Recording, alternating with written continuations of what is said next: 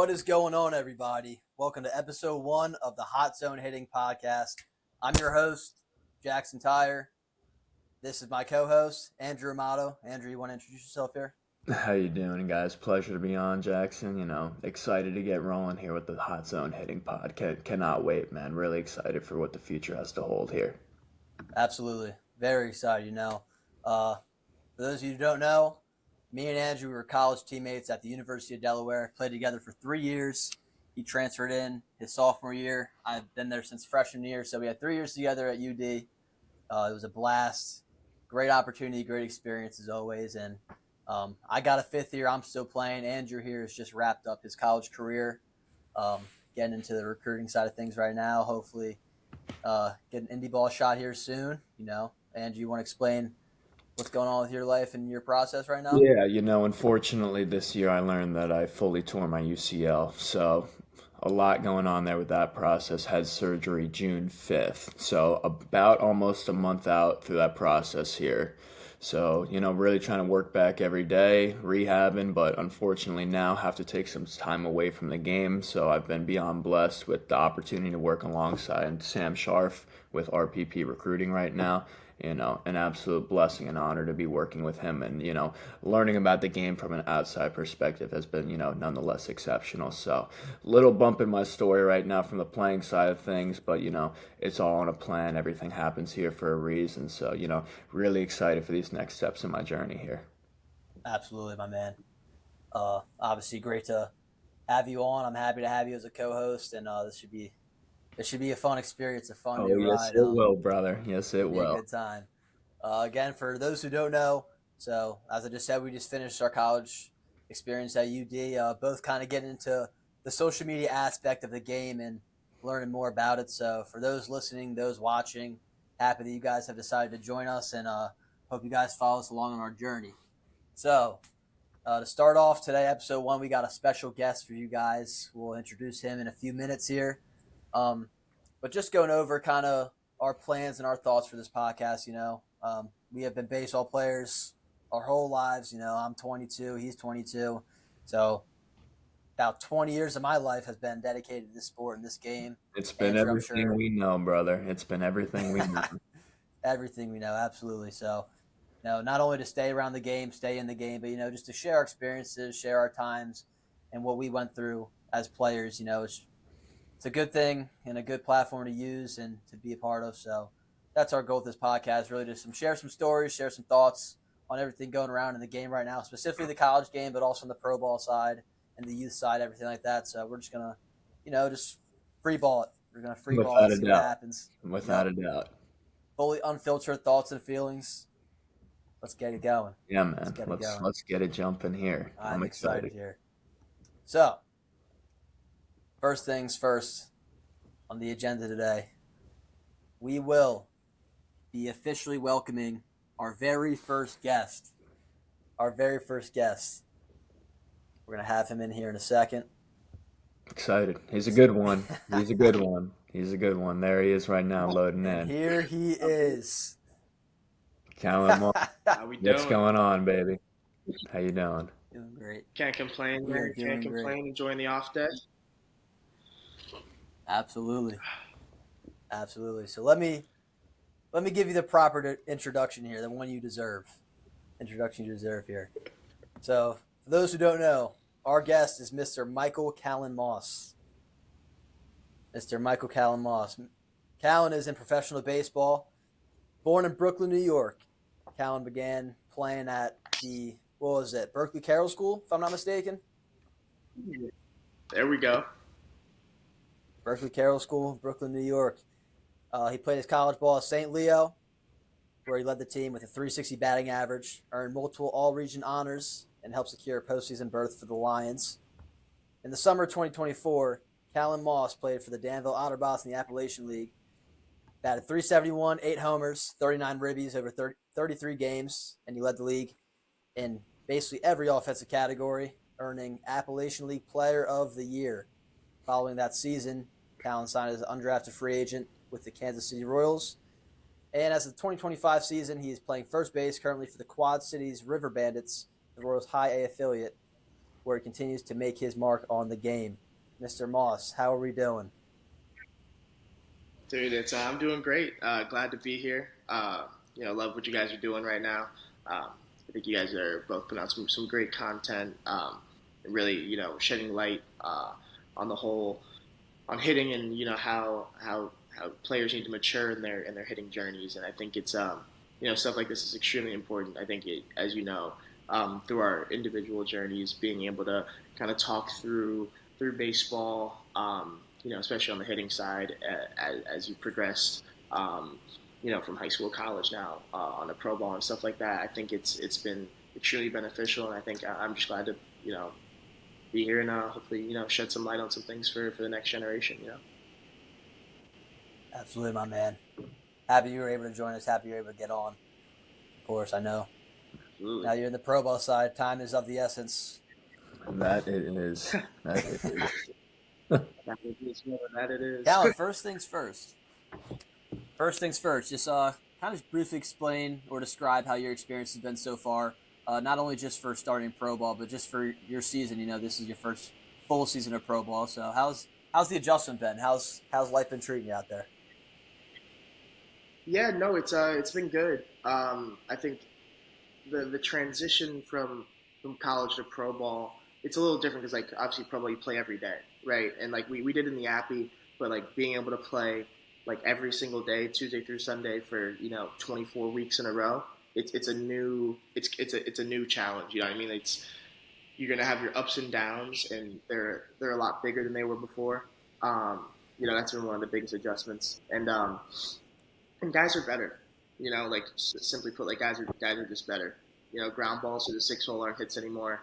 That 2-0, it's not a fastball count anymore. 3-1, it's not a fastball count anymore. Stuff is better. It's not heaters at 92 now. It's sliders at 92. It's it's a different ball game. But I think I've had good people around me, to kind of navigate through it. And it's one of those things where you just get better as you go. 100%. 100%. In terms of the pitching, just out of my curiosity, like, what was that? As you said, like, obviously, like the counts and stuff like that changes. Obviously, guys can throw any pitch at any time, everything like that. But how big was that jump? You would say, just because from high school to college, everybody kind of feels that jump immediately right out the gate from your first, like fall inter squad. You see it, you're like, oh, this is a different level here. What was so like how was that jump from college to pro ball? Was it kind of around the same or even worse? How would you just kind of explain that? Yeah, no. For me, so like last year when I signed, I was fortunate enough to I signed and I went straight to low A. So for most guys when they get drafted, they sign, they'll go to Arizona for like what they call the bridge season. So you'll play pretty much rookie ball for a couple weeks, and you'll get sent out. But I was kind of thrown straight into the fire, which was like it was a pretty cool experience. But for me, it was the velo out of the gate. Like my last year, St. Leo, like D2 baseball, I didn't see many upper 90s fastballs. That was the biggest thing for me. Like I showed up, and we played the Cubs, their affiliate, and like every bullpen arm was like 96 plus, like starters up to 7, 8, and they're not flat anymore, right? Like run, ride, sink, cut, or combination of something. That was my biggest adjustment. I was like, yeah, I got to get on time for the heater, right? And in college and in summer ball, like usually you're hitting 3-4 in the lineup, you're just not getting heaters anyway. So I was like, I'm gonna go hit spin. So that brought me a lot of success last year from college summer ball. But like when I got into pro ball, they challenged up with heaters, and that was something new. That was like a new challenge for me. But I spent a lot of the off season trying to learn how to hit velo and just get better at it. And as you get more at bats, like you look up one day and you're like, yeah, I just hit a homer on a 97 mile an hour fastball. Like I pulled it. Like it didn't break my bat. But it's kind of like that. Oh yeah, no, absolutely. I mean, I can tell you just from. Go ahead, Let me Andrew. jump in real quick here, Jax. Alongside that, wanted to touch on here. So the biggest adjustment you had to make, whether it was on the mental side of the game here, physical side, swing adjustments, what would you think was the biggest takeaway for you when making that jump to the next level? What was, something that you did, maybe it was a little differently than in the Appy League, to kind of carry that success in that you had from the Appy League? Because obviously, very successful last year. You put up a career year across the board. So what would you say that biggest adjustment for you on the baseball side of things here to help you carry that success in your first year of pro ball there? Yeah, I think first and foremost it was the mental piece, right? That's been the most important. I think like you realize like you play 6 games a week, right, for an extended period of time. Like I never gone like 1 for 21 in a week, and like I'm playing every day, right? It's like college, you know how it goes. Like you go for 4 on a Friday, you punch a couple times, you go for 4 Saturday. Like there's a good chance you might not be in that lineup Sunday. Or it was like my first 2 years I was at Seton Hall, and like as a younger guy trying to scratch in the lineup, it was like if I didn't perform, I wasn't playing the next day. So kind of shifting that mentality, like in professional baseball too, it's one of those things where it's like your hard numbers, your stats, they aren't everything, right? And you learn that quickly. So it's like, hey, I could have gone 2 for 20 this week, but I barreled up X amount of balls, and like, hey, they just made good plays, or you know what, like the wind was blowing in 50 miles an hour this week. I caught like 10 barrels, but it just is what it is, right? And it's one of those things where it's like, I might go 2 for 20 this week, but I go 10 for 20 next week, and then you look up and like, that's not a bad stat line. I'm 12 for 40. Like that's not terrible at all, right? So that's been one of the biggest pieces. And I've had guys on my team that's like their third, fourth year in pro ball, whether they're high school guys or whatever, and they've kind of helped me through that, which has been nice. And then on the physical side, it's like the way I've trained has had to shift a little bit too. When it comes to the training environment, I've definitely added in more challenge. Off season, even pregame too. It's like everyday pregame at home, I just hit random mix off the EHAC. So it's like random mix, all 4 or 5 pitches, whatever he has, like literally carved me pregame. Like I swing and miss more pregame than I do in the game. And I think things like that and like leaning into that kind of failure, and that way it's about doing everything you can to make the game easier. So really understanding that and leaning into it, that's been my biggest adjustment. 100%. 100%. I think what you just said right there. That's definitely a piece of advice that a lot of young hitters should take away, is the fact that you gotta almost like learn to fail right before you're at a play. And that's a big thing that we did at UD too, honestly, and Andrew can attest to this as well. Like, I mean, the BP, it's challenging. It's challenging, and I guess it's more of a philosophy thing. Some guys like that, some guys don't. But I mean, as you just said it, I think it helped me as well and a bunch of other hitters. You make that BP challenging right before the game. You challenge yourself as much as possible. You make it as hard as possible, and at the end of the day, I think that can prepare you for what you're about to see, what you're about to face.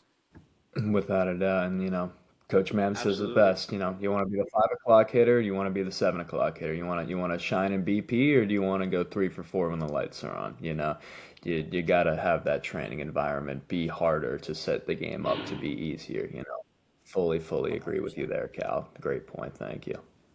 1,000%. Yeah. That's the interesting thing about baseball too. I found that so interesting about this game, how just different philosophies, different routines, different plans just work so differently for every kid. Like I Yeah. fully agree with No, and Cal that's how real. you should make it And challenging. I was just saying, like, yeah, like I think that I'm a believer in that, making it challenging right before the game. But then I've seen plenty of other guys too that just don't want any challenge at all. They want the most basic flips, straight heaters right before the game, and those guys somehow just go out there and succeed as well. To me that makes no sense. I don't understand it. I don't understand how it works like that for them. But it's crazy the fact I that some mean, guys that's can. just the beauty of baseball. There's no cookie cutter approach to to hitting. Some guys 100%. have different preferences with their routines, what they like to do pregame. it just comes down to the nature of the hitter and what they feel is the best plan of attack to get them set up to have success in the game. You know, some guys might like to feel their swing and feel their barrel and know where they're at in the zone, and others want to, you know, like Callan said, get carved a little, make that training environment harder than the game. So once you're in that game setting, you know, it feels like you're just riding the bike again. You know, training wheels are off and you're just taking off there. You know, Without a doubt. and then that's the beauty of hitting, in my opinion. Whether it's swing Yeah, wise, no, that's real. feel wise, whether it's approach wise, there's no cookie cutter approach whatsoever. You know, it's what makes this sport so unique. So many different guys can have so much success doing so many different things. But you know, if it works for you, it works for you, and that's the nature of Yeah, it. no, and that's what it is. I think as you move through this game, when you got to figure out what works for you, right? You can't stray from it, right? It's like one of those things too. It's like, hey, if I have a bad week, right? But I had a good week last week. Going into the next week, I can't try to change my routine, right? You know what I mean? It's like I think every hitter should have like a tool bag, right? Like I want to say like over the past couple of years, I've developed a tool bag where it's like I have these, 5 or 6 drills that I'll do in my routine, and they'll change up based off how I'm feeling, right? Like the last couple of weeks, I felt like, hey, like I'm losing my back hip, right? I'm losing my back hip. I'm coming out of posture on pitches up in the zone, and I'm pulling up breaking balls a little bit. How can I help hold posture, right? So it's like I'm gonna do flamingos, and I'm gonna do open 45, staying over the plate, right? And like that was my routine all week, and like I'm probably gonna keep that going. And it's like as long as you figure out what works for you and keep doing it, in the long run, everything's gonna work out. 100%. 100%. That's part of also just human nature. Like we're creatures of habit. You're not going to get any better or develop anything if you don't develop a specific routine, specific habits, specific things you do. Now it can help you, but it can also harm you as well if you're not paying attention to it and taking advantage of the right things. Like some guys think that they're developing good routines, good habits, but at the end of the day, like they could be doing something that can harm them and affect them in a negative way, not only in just in life but in the game. You know what I'm saying? And if guys practice bad feels, bad moves, things that aren't helping them over and over and over again, they're just going to develop horrible, horrible habits. And that's where I think a lot of guys get it twisted sometimes. Like you got to understand what truly is good for you as a hitter. Not something that some some guy or your teammate told you that works well for them, and you just want to do it yourself, thinking that's going to make you better because it might not. It might not. So No, that's real. You gotta very be you're your best coach at the end of the day. Like there's no one who's gonna be able to tell you how you move, how you feel, and what's gonna eventually help you. Like they can give you tips, right? Like every hitting coach in the world has tips and drills and feels they can give you. But at the end of the day, the guys who are the best, like the best guys, 1% in the league, like they know themselves better, right? They take a swing, they know what was wrong. They don't need video. Like they'll be like, yo, I know what's wrong, and I know what I gotta do to fix it, right? I think getting to that point, it's never about being perfect, but it's about getting to that point where it's like, hey, I missed this pitch. Real quick, why? Right? I step out of the box. Why did I miss that? That's a pitch I should have hit out, right? It's like, and then or hey, I chased this pitch. Why? And like the quicker guys make adjustments like that, like those are the guys where you just see them skyrocket. You know what I'm saying? 100%. Sorry, a little bit of technical difficulties. Lost count for a minute there, but we are back.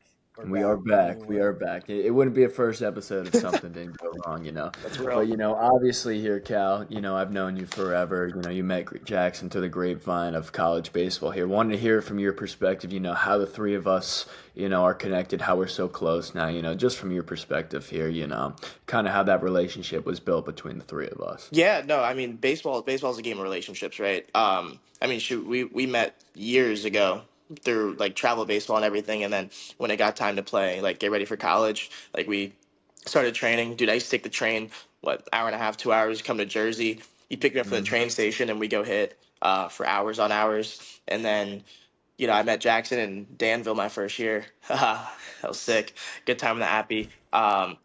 Because he went to Delaware. Andy texted me. He's like, "Yo, like my boy Jackson's coming to Danville. You guys are rooming together." I was like, "Oh, that's sick." He pulls up, and then it was over with from there, right? Like we played 2 summers together.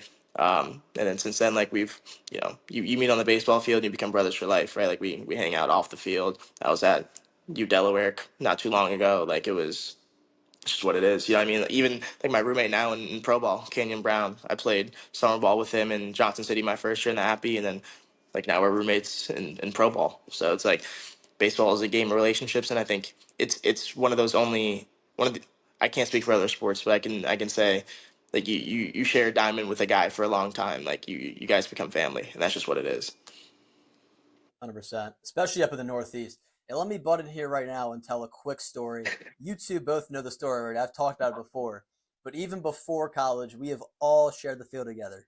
I told the story to both of you before at MSI, Maple Zone Sports Institute. I think now it's Ascent Athletics. All right. I'm playing for a local Delaware team called Next Level Athletics. We're pulling up. I think was it COVID at this time? I think it was Yeah, COVID, right? Yeah, it was We were that COVID year. It was like the yeah, weird tournament where you could only have like yeah. 5 hitters an inning. Like the Uh-huh. dugouts weren't dugouts. It was a weird time, man. COVID tournament, COVID year. I'm sitting there. We just pulled to a random like fall tournament or something like that. It was just like a little like showcase thing. We get there. We're playing a team called Time to Sign. I'm like, whatever. I never played big travel ball, so I didn't know too much about anybody. I'm like, all right, we're playing this team. Cool, cool, cool.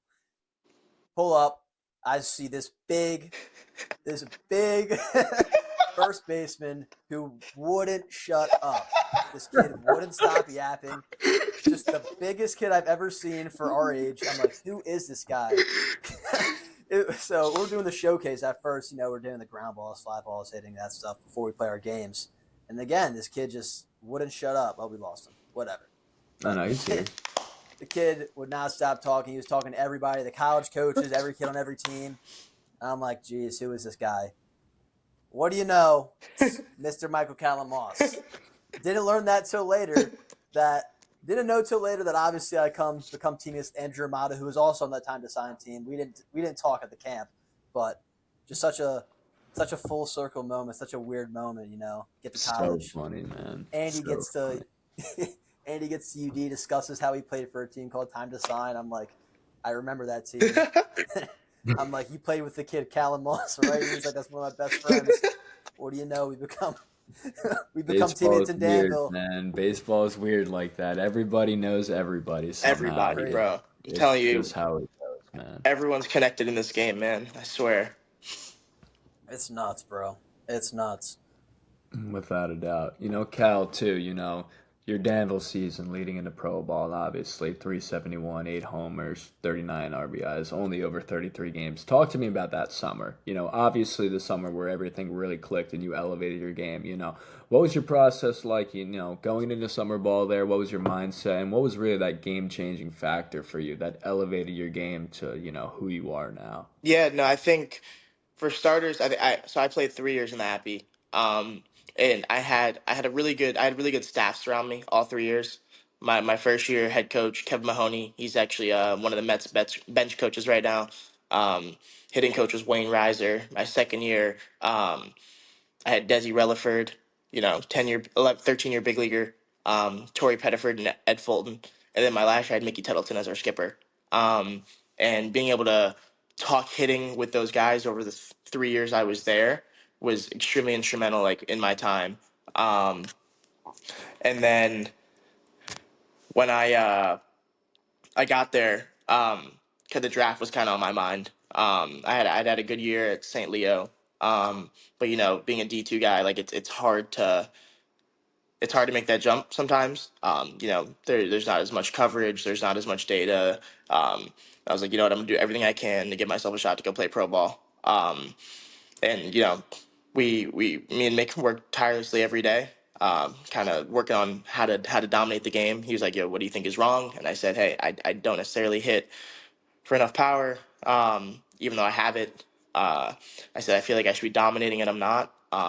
So every day we went over, we talked through approaches, we talked through game planning, and at the end of the summer, I had a pretty good body of work. I mean, yeah, without a doubt, and the numbers speak for itself, and it's just a testament, of you as a person, you know, just in terms of work ethic, who you are as a human being. The city of Danville, obviously, you left your mark on just the way you treated every staff member, every fan, everyone who came to support you and what you were doing on the field. It's what you put in, it's what you get out, and wherever you go, you shine because that's who you are as a human being. So credit to you on that aspect, man. You truly treat everyone how you want to be treated, and it's just a staple of life for you. And I feel truly that it translates into baseball directly when you have that mindset and you have that overall thought process of, the game's the game, but, who I am as a human being, who I am as a person, is far much more than who I am as a baseball player. So really, really respect you on that regard there, Cal. Man, I appreciate that. I think that's real. That's just kind of how you got to do it in the game, right? Like it's the game's given me so much, given us so much. It's only right that we treat it the right way. You know what I mean? You treat the game the right way. We were those young fans once. We were at games, at minor league games. I used to go to Brooklyn Cyclones games all the time, right? And it was, if I can be that guy for those little kids now, and for the cities that we play in, then yeah, it's kind of, I feel like it's our responsibility to do so. Absolutely. Absolutely. Cal, real quick, let's touch up on that. Your 3 years in the Appy League, obviously, like you said, you played in JC your first year, and then the last two we shared the field together in Danville. I just remember personally, we walked in that locker room for that first meeting, and we had Desi Relaford telling us, how the goal of the league obviously is to imitate pro ball as much as possible. MLB partner league, they give a lot to the league and a lot of funding, so to make sure we have all the facilities and all the experiences possible to kind of imitate that pro ball experience. And for a guy that now is in pro ball, especially going to pro ball straight from that league, how would you say that Danville and JC and just the Appy League as a whole, how would you say that kind of helped you out, preparing you for this pro ball experience? Oh, I mean, it was everything. I think, like, you get to pro ball, I think there's guys who've never played 6 times a week, right? With like Monday off day, 6 times a week, busting on that Sunday. Um, and it was everything. I think the Appy, like, it's literally pro ball, right? The only difference between that is like we'll play week-long series here. Like there it might have been, 2 or 3 games depending on where we were, but it's the exact same setup. It was like it taught me how to, like, hey, if we played at 7, I was at the field at 2, right? Getting my early work in, right? BP at 4, like that, everything, right? We're lifting at trays at 12, like on game day, like it's literally pro ball to a T. Um, and then like even with, especially with Mickey too, my last year, like he kind of he treated me like we were in pro ball already. He's like, I'm your manager. I'm gonna treat you like you're in pro ball, right? We were talking about, hey, like you're gonna go all 6 this week, or hey, this week I'm gonna give you Thursday off and a DH on Sunday, like you've been playing a lot, or hey, dude, you're banged up.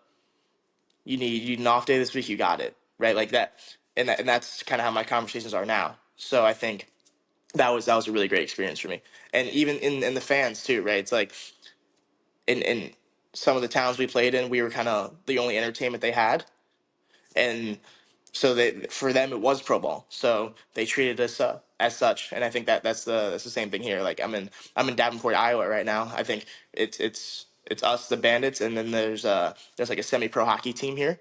So it's like it's kind of like the same kind of vibe, like small town vibe, but they, they love their baseball. So it really I think it set me up for success here. Absolutely. Absolutely. The Appy League, obviously, I want to give them their flowers. They've done, clearly, as you said, they've done so much for you and just personally for me too as well. It's a life changing experience, and obviously don't know what the future holds for me with the pro ball, but I will say that I can always kind of feel that I kind of had that experience with that league. That league is second to none, and they do everything possible for the players and for the fans and all the towns that are involved in that league. So I mean, great experience, great time overall. 1,000%. For sure. And Um, Cal, I want to, ask you one last little question here. Been in pro ball about 1.5 years now. Most memorable experience for you personally so far. Break that down for me. What has been that biggest moment for you so far, or biggest, most memorable moment for you personally? it was this year in spring training. So like minor league guys will back up big league games. So like towards throughout spring training, the big leaguers are not going to play all nine. So minor league guys will go sit in the dugout and then we'll play like 7, 8, 9 or eighth and ninth inning. And it was like the last week of spring training. I got to back up a game against the Athletics. We head over on the bus. It was funny. Vinny was started at first, and he takes his 3 at bats or whatnot, and he comes in the eighth. He's like, toss me a ball, and he says, "You're in there, kid." And I said, "Oh, fire." and then and then the bench coach, he's like, "Hey, you play first base?" I was like, "I do." He's like, "All right, so head out there." So I head out there. I play D in the eighth, and then I come back in. He says, "Oh, you're hitting second." So I go up there. Isbell's hitting before me. He takes that bat. I get up there. I go like 6, 7 pitches, and I got a big league knock. And I was like, that was like the coolest thing I've ever done. I was like, I got a knock in a big league game, big league arm, big league stadium. That was that was sick. That's awesome. That's awesome, man. Great stuff. What was EV on that? I remember watching the video. That ball was roped. 112. Yeah, that's right at the pitcher's face, right? Yeah. Right in the middle. Yeah, that's tough. That'll play. That will play. Yo, if that hit him, that would have been a crazy first big league hit. Crazy first hit. This year would have been chalk. Doming a pitcher up 112. Yeah, dog, that's crazy. Yo, how are actually just a quick question. How are your nerves in that moment? I mean, obviously I feel like there's nothing that can compare to that besides like obviously the moment you actually do make it onto the big league roster and on the field. But I know, at least for me personally, like my first college at bat and the first time I truly got into a college game, shaking. I had already redshirted the year before. I redshirted my freshman year, so it was my sophomore year. I already had a whole college season under my belt, so to say, but just didn't play. And I thought that I was going to be fully prepared for that moment. And I got up to the plate that first at bat, and I was shaking, truly shaking. Especially since we were at Ole Miss the year right after they won the Natty, so defending champs, 12,000, 13,000 people there, and it was low key freezing, like 50 degrees in Mississippi. Oh yeah. So I was that plus all the nerves internally. I was shaking in my boots in that first at bat just out of straight nerves. So how was it for you when you were kind of getting into that field and getting to the plate for that game? Dude, my legs were jello. Like I was swinging as hard as I could every pitch. I didn't even feel like it. I didn't know what was going on. The guy who had signed me, shout out Lonnie Goldberg. He texted me. He's like, I'm gonna be in the stands today, and I'm like, oh nah, I gotta get a knock. Dude, have to. And like I keep swinging. I fouled off like 4 pitches. And I'm like, dude, I can't put the ball in play. My legs are shaking. Like it's so bad. And I got to first. And I was like, all right, we're good. I'm calm. I took like a 2-foot lead. Like I'm not getting picked off in a big league game. No, but it was it can't happen. No, not at all. I was like, dude, I might get cut. But that was that was once in a lifetime, dog. That's what keeps you going. It's like moments like that. It's like, dude, I can eventually be in the bigs doing that. Absolutely. Oh, absolutely, for sure. So last little thing we got for the pod, and we plan on doing this with every guest we have. We're gonna be just kind of going over a favorite moment or a favorite swing or a clip that we have found of each player. So I'll hand the reins over to Mr. Andrew Amato. He will be showing us this clip. So Callan, we have been looking through your synergy, and obviously I was sharing the field with you, so I kind of remember this, but this ball was absolutely touched up. So we are gonna let's watch this real quick. Let's run the clip, Andy. This ball was destroyed. See if we can get it. Oh,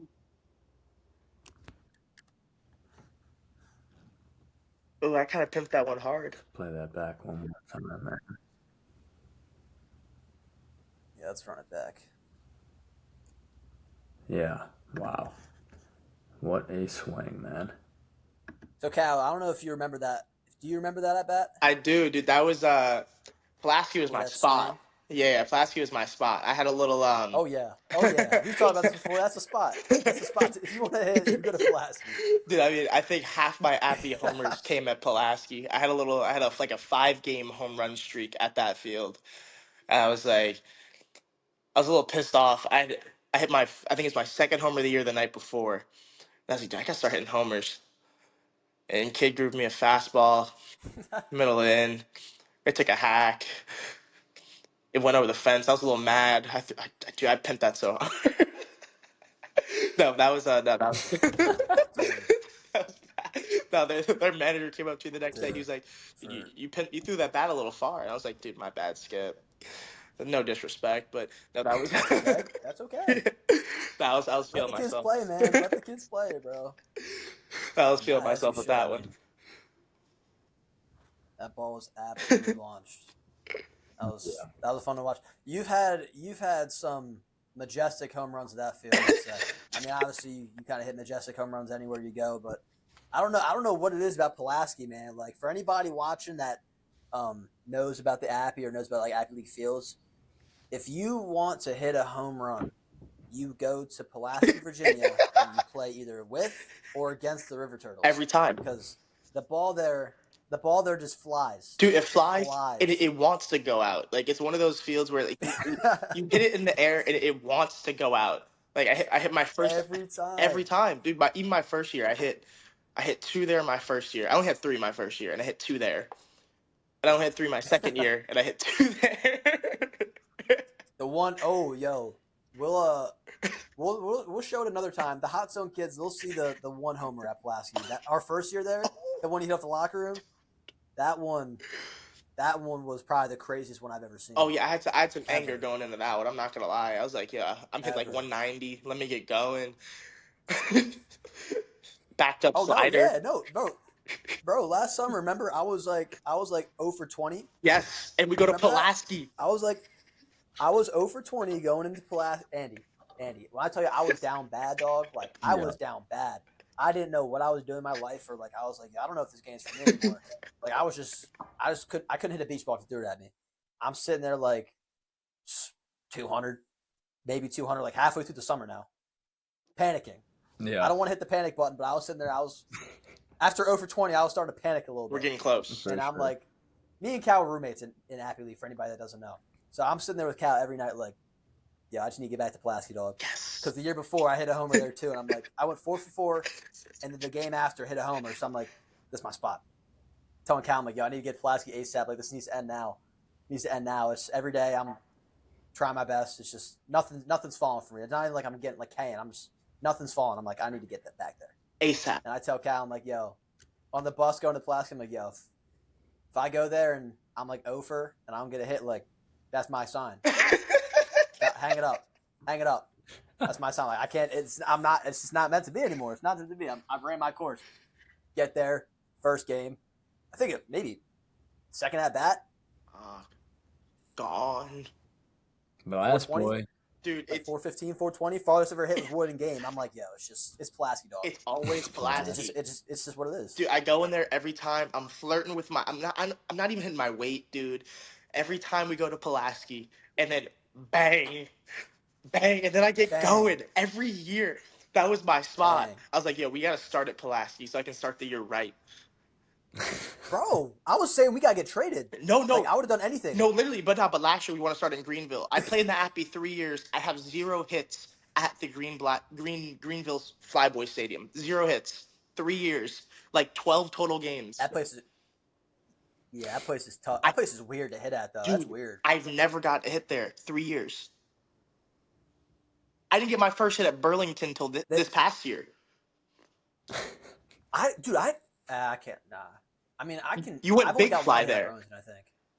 Yeah, that's the only hit I've ever gotten there. No, I can't hit there. It was big fly though, but it was that ball low key flies too there. Oh, hella. Low key. Yo, Princeton, I was And getting they got knocked. those small fences. Princeton, Bluefield, Princeton, ooh, automatic. The high school field? Yes. The high school field? No. Dude, that is the No, worst. No, let's not talk about Jordan Taylor at Princeton. Yo, Barry Bonds. Jordan Taylor's Barry Bonds. Barry. Hitting homers and throwing bats to the dugout. Like, Andy, literally, Tim Anderson pimp job. Tim Oh, Anderson pimp no. job. Hit it, walked down the line, took the bat, turned around, chucked it at the dugout. Chucked it. I was sitting there, I was like, No. Oh no, And he stood on that. he went He two stood on that. puppies, like 5 doubles. I said, yo, you were the best player ever. the best ever. Dude, that place is Best so ever. bad though. Anytime I had an off day there, I would just go to the sheets mid game behind the dugout. Just leave the stadium, Oh, no, yeah. cleats on, Yeah, and just go to sheets.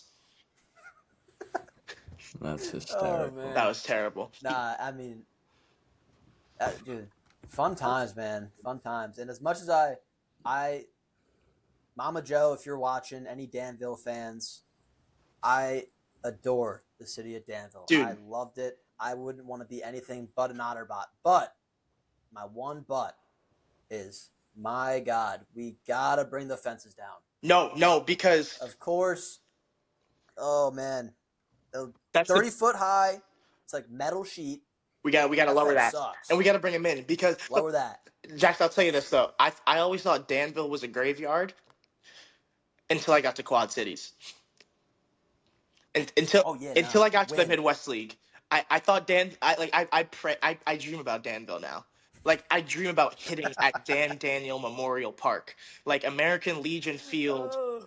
Like I want to be there because 110 at 30 is a homer there, and that's what it comes down to. Oh, 110 at 30 is a homer at every park in the country besides Quad Cities. Yes. Maybe Fenway if it's poolside. Yeah.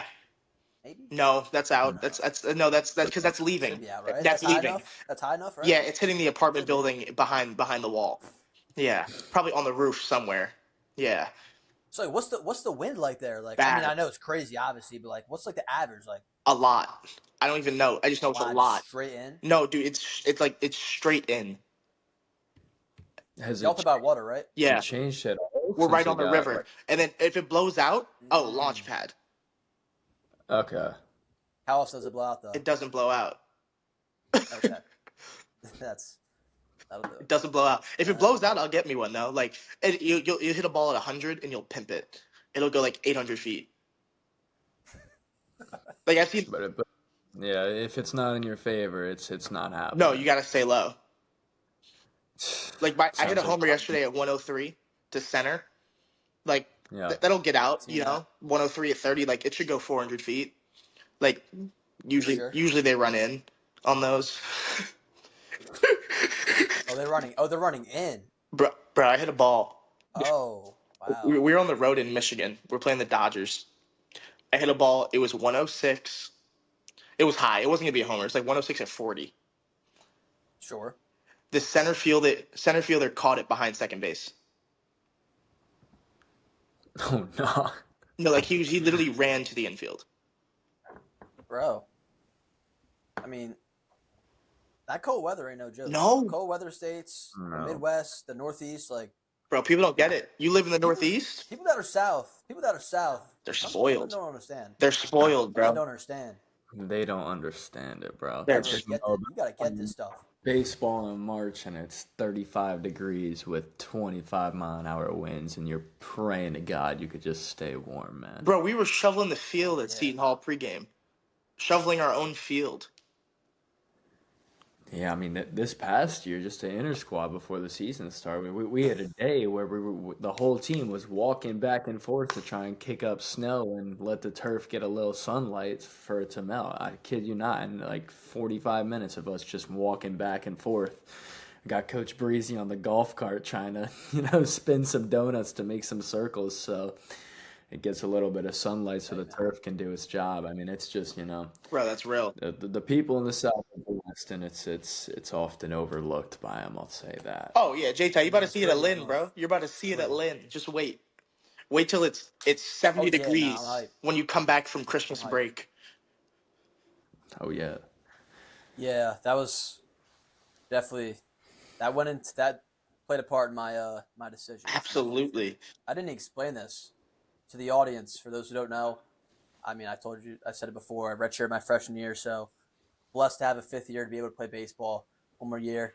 Just got out of the transfer portal, committed to Lynn University, Division II in the Sunshine State Conference. down in, SSC, down baby. in Florida. SSC. SSC, so that's gonna be a fun SSC. time. But yeah, no, like Callan's saying, like, dude, I mean, for me personally, part of my decision was just figuring out just if I how big of a change I wanted to make. Obviously, leaving UD was already gonna be a big change, but really wanted to figure out you know how kind of far away from home I wanted to go.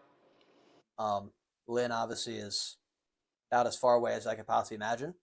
So Yeah. tough scene. I mean, it's gonna be tough leaving home and stuff like that. But obviously, how can you complain about playing in at least 75 degrees every single day? Every It's day. kind of what you dream of. There's no complaints there, None. Jax. And the None, beach. none. Oh, And the and the beach, beach. and the beach. That's gonna be fun. And the abs. I know Callan's missing that right now. I am. I am. No, we got Callan's missing Davenport that Beach right though. now. Don't worry, we got Davenport Beach. What you mean? Now there's a beach in Davenport. I haven't been yet, but I heard it's not a bad spot. Interesting. Yeah. Interesting. I mean, is it like how warm is it there right now? No, it's hot right now. It's probably 90 degrees right now. Okay, Oh, you just this haven't had a chance to go yet. yeah, It's no. summer across the board right now. Oh yeah, no, this Midwest heat is nice, bro. Midwest heat is calm. It ain't humid like up here, no? Only when it rains. Like, yo, yesterday I was struggling. It rained in the fourth, 90 and humid. I Mm. was like, oh, this is not. And I was DHing, and I was still struggling. Felt like Yeah. Danville in July. Oh, Yeah, that day in Vegas heat. That day in Vegas heat ain't no joke. felt like Johnson City in July.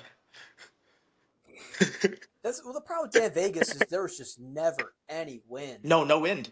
It was just It's just straight humidity. straight heat. 4 So showers a just day. like, can't escape You it. can't. Can't escape it. That's how it was my freshman year summer when I was right down the road in Martinsville on Oh the Coastal Plains. yeah, Whew. Oh yeah, no joke. Hot, man. Virginia, No that joke, Virginia heat. man. You got 95 and the sun's just beating you to death every single day. Dog. That's Southern Virginia, no joke. No joke. No, Is Martinsville, Virginia, or North Carolina? it's Virginia. Martinsville, It's Virginia. probably Okay, 20 minutes I knew it from was right by the border. if I'm not Yeah, I wrong. knew it was right by Danville. Yeah. Yeah, I just didn't know if it was like right across the border or not. yeah, but, probably about an hour outside of Greensboro Word. if you want some geography in North Carolina there. Greensboro, good times. Yeah. Greensboro, good spot. Fun, Oh my god. Yeah, for those of you good listening, spot. make sure you have fun outside of Yeah, baseball because when your whole life becomes baseball, then bad things happen. But when you have fun off the field, the game becomes more fun. So shout out Greensboro. Actually, no, probably cut that from the Yeah, pod. yeah, that is a great point. We'll say If you're gonna take it, a lot of the big common misses lately with a lot of baseball players that really devote their whole life into it is they forget that there's so much more than just this game, Absolutely. and when you pour every ounce of blood, sweat, and tear into it, and you start to experience some failure and some adversity, it really gets in your head, and it's hard to get out of that place when you don't have a good support group or a good outside network of things to do that aren't baseball, just to kind of get away from the game a little bit. I used to always say this, in fall inter squads. If I wasn't playing well, I would play golf that Monday morning on the off day, and I'd say, "Wow, I'm really bad at golf." It makes you really realize how good you are at baseball and how you really appreciate how talented you are, and it kind of resets you there. You go have fun with the boys on the course for a couple hours, chop it up a little bit, and then it's back to reality for practice with a clear head the next day. I think that's a big thing that's really overlooked with a lot of youth players now is that they're just not playing other sports anymore. It's baseball year round, and just to build yourself as an athlete and a human being, and just to put all your eggs in different baskets, you can't do that at a young age. It just ruins the game for so many kids, and especially when that adversity and failure is first really experienced, they have nothing to fall back on. There's nothing for them to remember. That's real. No, that's real. And like even like guys in college too, like if you're upperclassmen, say a baseball house at 10, go to the baseball house at 10. Like, no, I know, and I'm serious. Like, what are you gonna do? Like, sit in your dorm room? No. Like, you're thinking about practice? You think about how you went 0 for 4 in your first inter squad? No. Baseball house at Yeah, 10. for sure. I mean, our coach preached this at UD, and it's something I really believe in. You're gonna have a lot of great moments on the field, a lot of great memories. You're gonna have a lot of great success. But at the end of the day, in 10 years, when you're looking back on your time, you're not gonna remember what home run you hit in a big moment or who did what in a big moment. I'm not gonna remember when Jackson, hit a big time hit in a game. But I can tell you, I will never forget the memories we had together and the human being he was. And same with you, Callan. That's the things that last forever. And like you said earlier on in the pod, once you share the diamond with someone for a little bit of time, they become family. And those are the memories and the takeaways that you have for the rest of your life. Absolutely, 1,000%, dude. Like 100%. we'll have like our so we're fortunate enough to have a really good group of special assistants in the Royals org, like Reggie Sanders, Mike Sweeney, Willie Aikens, Blaine. Oh my gosh, I'm blanking on his last name. He's gonna kill me. Um, but they're all big leaguers, right? Like Reggie's 300, 300, bro. Like borderline Hall of Famer, 300, 300, 300 bags, 300 homers. Mike Sweeney was hitting 350 with like 30 pumps for years. You know what I'm saying? And like these guys talk ball. It's never. It's like they talk to it. It's never about baseball. Like, and they're best. Like Mike and Reggie are like best friends. They're talking to us in KC, and it's like they didn't talk about a single game. A single game. And Reggie has a World Series ring.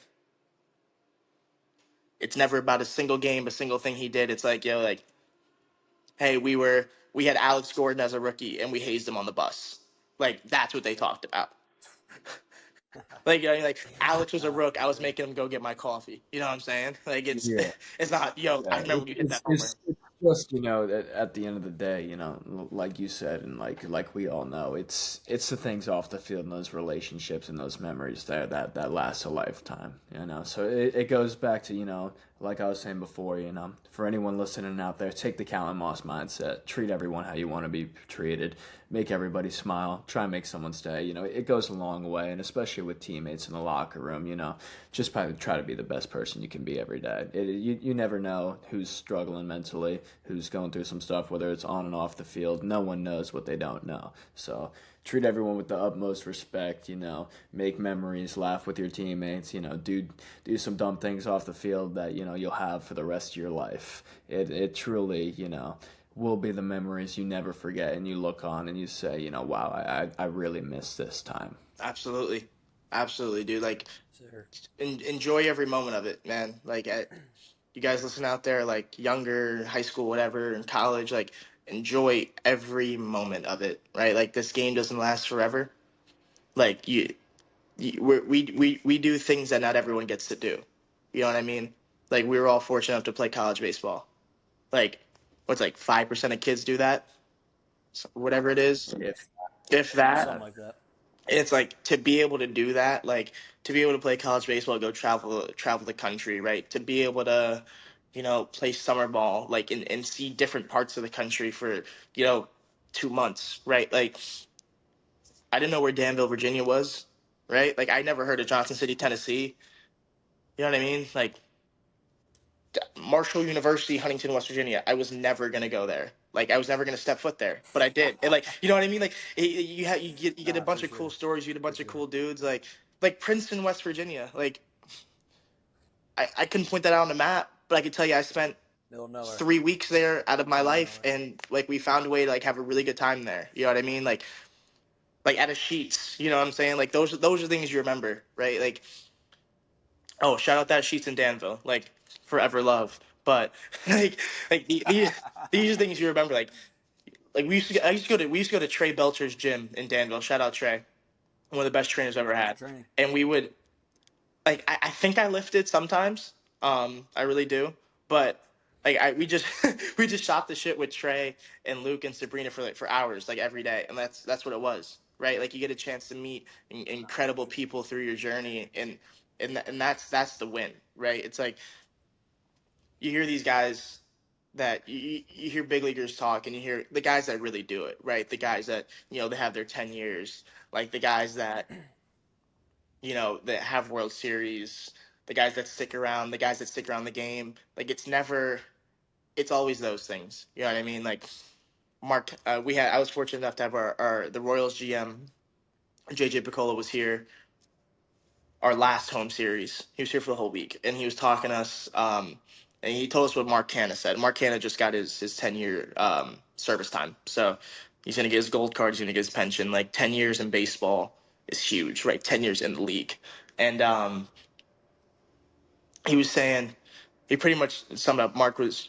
pretty much like, hey, like to get to 10 years, I had to learn how to be a good teammate, play my role, and do the little things, right? And like that's what it's all about. Like how can you continue to be who you are on and off the field, right? Like be a good person, right? Like enjoy the ride, right?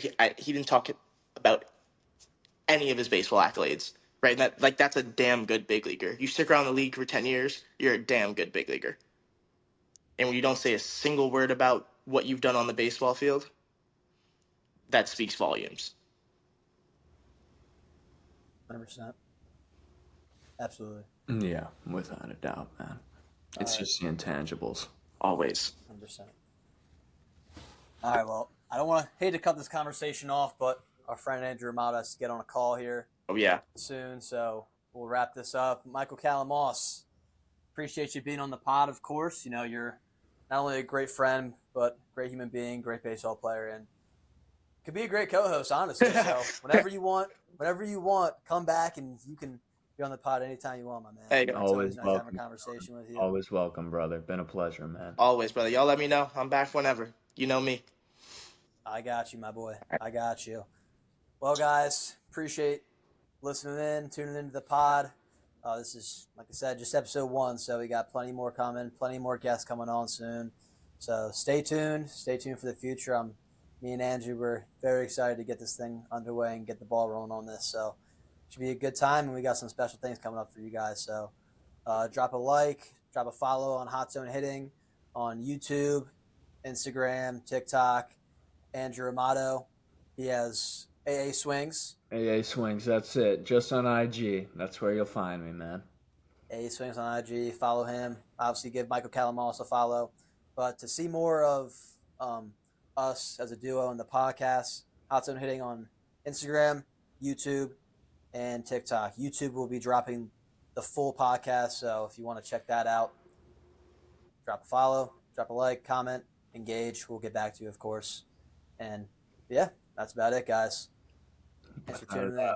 Well, thanks again, Callan, for coming on, man. You know, once again, really appreciate your time here. Know you're a busy man, so thank you again. Thank It you, was Cal. awesome Appreciate here. you. Anytime, guys. You guys are doing it right.